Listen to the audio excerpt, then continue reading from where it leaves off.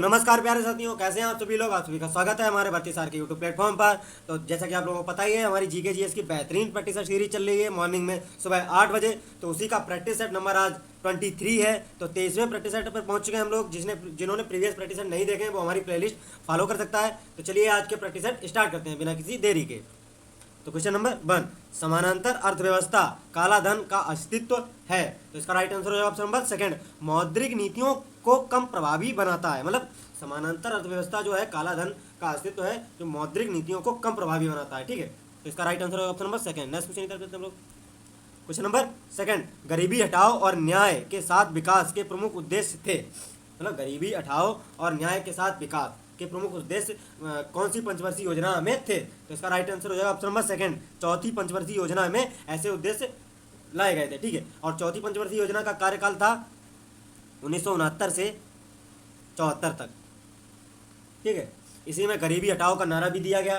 ठीक है, और इंदिरा गांधी के 1971 के चुनाव का नारा भी गरीबी हटाओ के रूप में ही शामिल किया गया था। ठीक है, नेक्स्ट क्वेश्चन निकाल चलते हम लोग। क्वेश्चन नंबर थर्ड, धमेक स्तूप निम्नलिखित में से किस स्थान पर है। तो इसका राइट आंसर हो जाएगा option number second, Sarnath. Dhamek स्तूप जो है सारनाथ बनारस में स्थित है। ठीक है, तो इसका राइट आंसर हो जाएगा ऑप्शन नंबर सेकंड, जहां बुद्ध ने ज्ञान प्राप्त करने के बाद अपने पहले 5 ब्राह्मण शिष्यों को पहला उपदेश दिया था।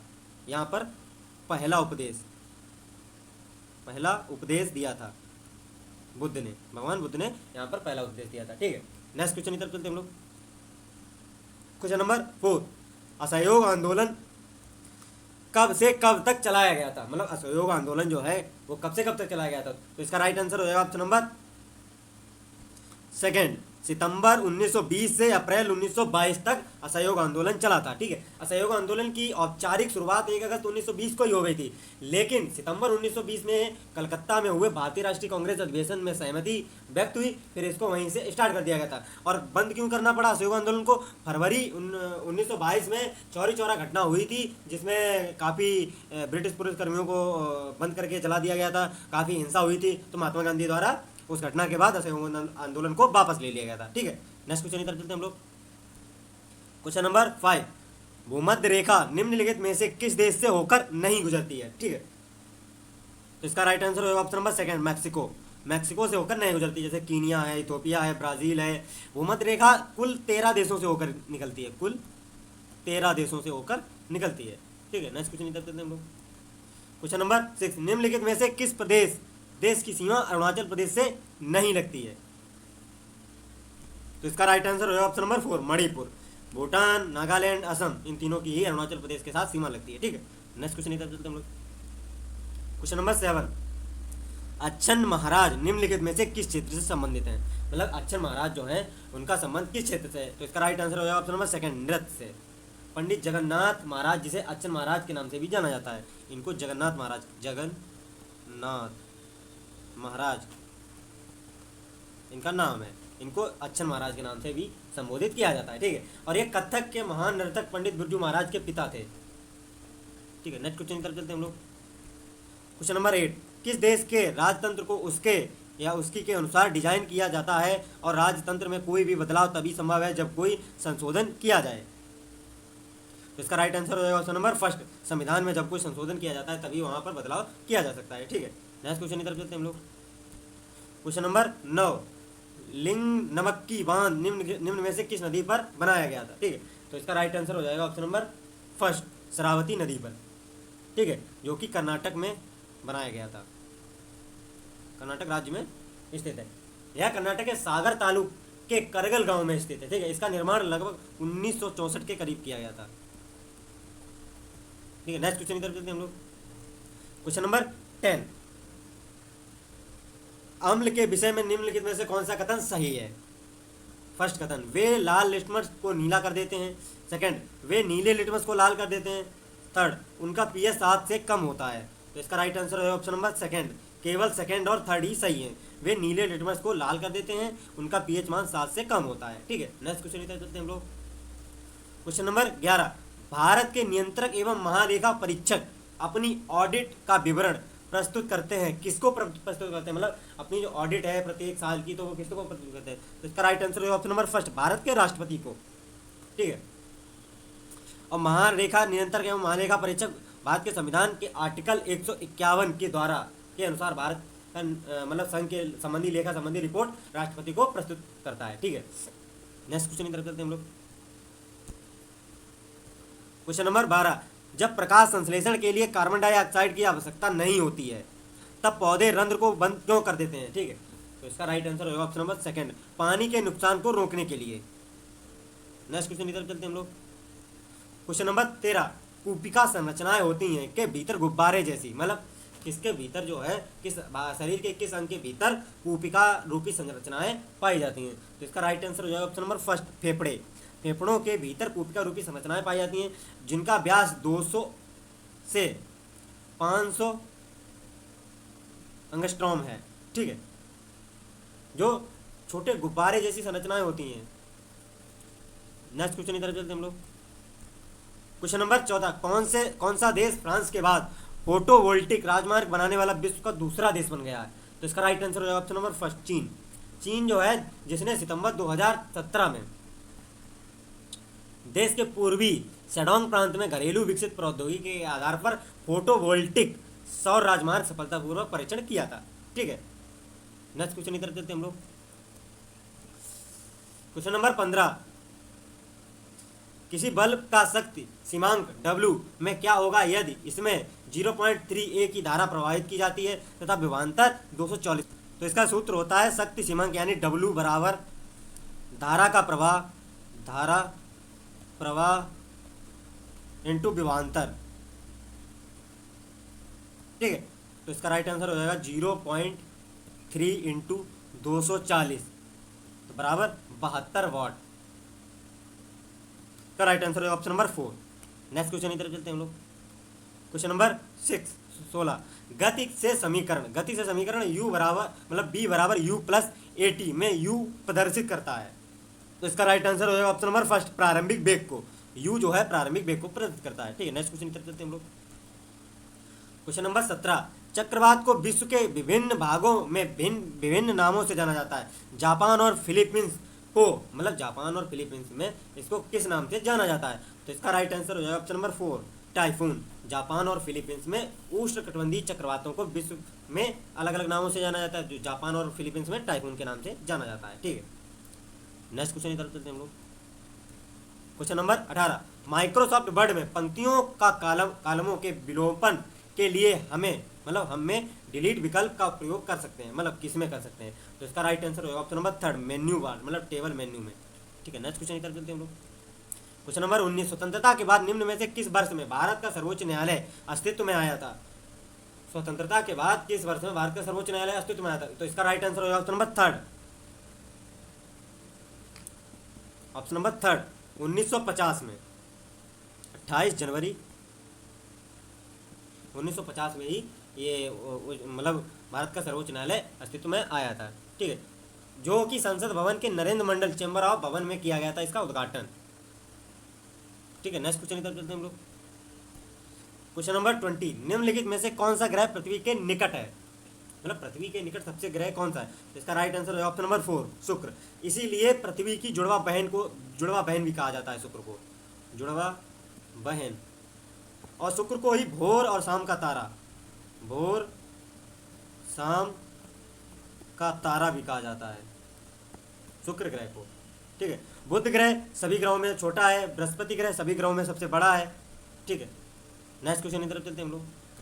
क्वेश्चन नंबर 21, बौद्ध धर्म किसके समय राज्य धर्म बन गया था? ठीक है, मतलब बौद्ध धर्म जो है वो किस सम्राट के समय एक राज्य धर्म भी बन गया था? इसका right answer option number second, Ashok. सम्राट अशोक के समय चक्रवर्ती सम्राट अशोक विश्व प्रसिद्ध एवं शक्तिशाली मौर्य राजवंश के महान सम्राट थे। ठीक है, सम्राट अशोक का शासनकाल जो था 269 ईसा पूर्व से 232 ईसा पूर्व तक। अशोक ने बौद्ध धर्म को राज्य धर्म में बदल दिया था। उन्होंने बौद्ध धर्म के विचार की स्वीकृति के लिए अनुकूल सामाजिक और राजनीतिक माहौल प्रदान कर दिया था। ठीक है, तो इसका राइट आंसर होगा option number second. Next question की तरफ चलते हैं हम लोग। क्वेश्चन नंबर 22, ग्रीस की राजधानी क्या है? तो इसका राइट आंसर होगा ऑप्शन नंबर सेकंड, ग्रीस की राजधानी एथेंस है। ठीक है, और ग्रीस के पूर्व में इजियन सागर और दक्षिण में भूमध्य सागर और पश्चिम में आयोनियन सागर से घिरा हुआ है ग्रीस। ठीक है, नेक्स्ट क्वेश्चन की तरफ चलते हैं हम लोग। क्वेश्चन नंबर 23, सबसे शक्तिशाली मराठा शासक कौन था? तो इसका राइट आंसर हो जाएगा option number first, Chhatrapati Shivaji Maharaj. यही सबसे शक्तिशाली मराठा शासक थे। ठीक है, नेक्स्ट क्वेश्चन इधर चलते हैं हम लोग। क्वेश्चन नंबर 24, निम्नलिखित में से कौन हमारे सौरमंडल का सबसे बड़ा ग्रह है? तो इसका राइट आंसर हो जाएगा ऑप्शन नंबर थर्ड, बृहस्पति जो है हमारे सौरमंडल का सबसे बड़ा ग्रह है। ठीक है, और जिसका व्यास लगभग 1,39,882 मिमी के करीब है। ठीक है, और बुध जो है बुध ग्रह जो है सबसे छोटा है सौरमंडल का। ठीक है, नेक्स्ट क्वेश्चन इधर चलते हैं हम लोग। क्वेश्चन नंबर 25, जेबी डनलप ने निम्न में से किसकी खोज की थी? मतलब जेबी डनलप जो है तो इन्होंने खोज की थी न्यूमेटिक रबर टायर। इसका ऑप्शन नंबर 4 इसका राइट आंसर हो जाएगा, मतलब न्यूमेटिक रबर टायर की खोज की थी। ठीक है, नेक्स्ट क्वेश्चन इधर चलते हैं हम लोग। क्वेश्चन नंबर 26, निम्नलिखित में से कौन सबसे पुराना साम्राज्य है? मतलब कौन सा ये चार में से सबसे पुराना साम्राज्य है? तो इसका राइट आंसर हो जाएगा ऑप्शन नंबर 4, सातवाहन जो है ये सबसे पुराना साम्राज्य है। ठीक है, सिमुक ने, सातवाहन वंश की स्थापना सिमुक ने लगभग 30 ईसा पूर्व में की थी। नेक्स्ट क्वेश्चन इधर चलते हैं हम लोग। क्वेश्चन नंबर 27, अखिल भारतीय खिलाफत समिति ने कब यह घोषणा करते हुए एक प्रस्ताव पारित किया कि किसी भी मुसलमान को ब्रिटिश भारतीय सेना में सेवा प्रदान नहीं करना चाहिए? तो इसका राइट आंसर हो जाएगा ऑप्शन नंबर 4, जुलाई 1921 में यह कहा गया कि ब्रिटिश भारतीय सेना में कोई भी मुस्लिम कर्मी नहीं होना चाहिए। ठीक है, नेक्स्ट क्वेश्चन इधर चलते हैं हम लोग। क्वेश्चन नंबर 28, भारत की किस एकमात्र मुक्केबाज ने 6 बार विश्व मुक्केबाजी चैंपियन बनकर इतिहास रचा है? ठीक है, तो इसका राइट आंसर है ऑप्शन नंबर 4, मैरी कॉम। मैरी कॉम ने विश्व में 6 बार मुक्केबाजी चैंपियन का खिताब जीत रखा है। ठीक है, और उन्होंने राष्ट्रमंडल खेलों 2018 में स्वर्ण जीतने वाली भारतीय पहली महिला मुक्केबाज बनी है। ठीक है, नेक्स्ट क्वेश्चन इधर चलते हैं हम लोग। क्वेश्चन नंबर 29, भारत के उपराष्ट्रपति का चयन किनके द्वारा किया जाता है?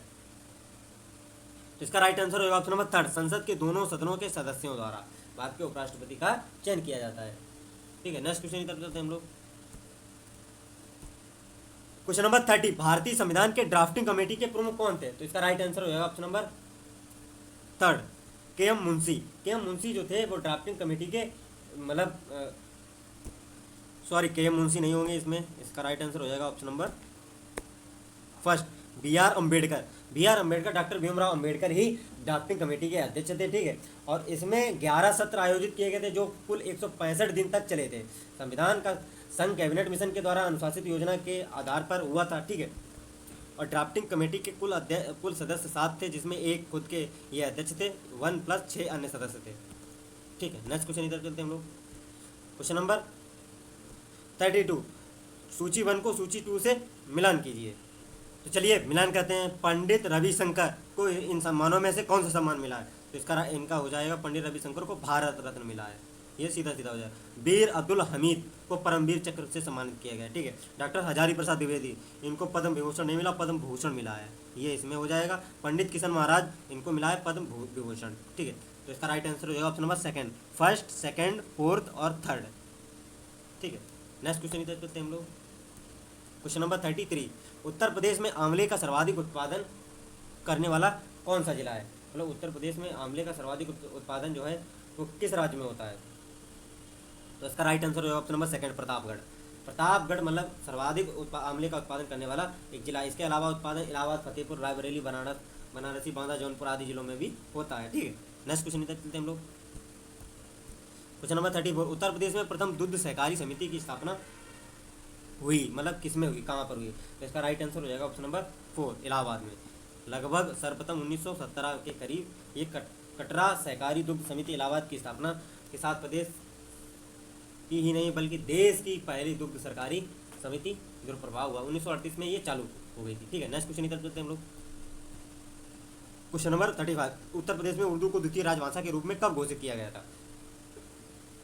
तो इसका राइट आंसर होगा ऑप्शन नंबर 3, 1989 में उर्दू भाषा को उत्तर प्रदेश की दूसरी राजभाषा के रूप में घोषित कर दिया गया है। ठीक है, नेक्स्ट क्वेश्चन की तरफ चलते हैं हम लोग।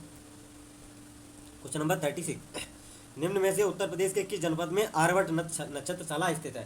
तो इसका राइट आंसर होगा ऑप्शन नंबर 4, रामपुर में आर्यभट्ट नक्षत्रशाला स्थित है। ठीक है, यह परियोजना डिजिटल से लेकर तकनीकी के आधार पर पूरी कर दी गई है। इसका नाम बदलकर भीमराव अम्बेडकर नक्षत्रशाला कर दिया था और सत्ता परिवर्तन के बाद मुख्यमंत्री अखिलेश यादव ने सितंबर 2012 में इसका नाम आर्यभट्ट नक्षत्रशाला फिर से कर दिया था। ठीक है, नेक्स्ट क्वेश्चन की तरफ चलते हैं हम लोग। क्वेश्चन नंबर 37, निम्न में से किसके उत्पादन का केंद्र मेरठ में है? तो इसका राइट आंसर होगा ऑप्शन नंबर 2, खेल के सामानों का उत्पादन केंद्र जो है वो मेरठ में सबसे ज़्यादा है। ठीक है, नेक्स्ट क्वेश्चन की तरफ चलते हैं हम लोग। क्वेश्चन नंबर 38, आज का लास्ट क्वेश्चन, निम्नलिखित में से गलत युग्म को इंगित कीजिए। तो इसका राइट आंसर होगा ऑप्शन नंबर 4, आगरा चाकू एंड कैंची। आगरा जो है पेठा के लिए फेमस है, आगरा के पेठा। इसके मुरादाबाद पीतल के बर्तन, ठीक है। मिर्जापुर कालीन, ठीक है। कन्नौज इत्र एवं तेल, ठीक है। ये तीनों सही हैं। इसका राइट आंसर होगा ऑप्शन नंबर 4। ठीक है, अगर क्लास अच्छी लगी हो तो कमेंट में ज़रूर बताना और अपना स्कोर शेयर करना ना भूलें। ज़्यादा से ज़्यादा बच्चों को चैनल शेयर करें जिससे सब्सक्राइब वो भी कर सके, उनको भी एग्जाम में बेनिफिट मिल सके। जिन्होंने हमारे प्रीवियस वीडियो नहीं देखे वो हमारी प्लेलिस्ट फॉलो कर सकता है। ठीक है, तो मिलते हैं नेक्स्ट वीडियो में, तब तक जय हिंद जय भारत।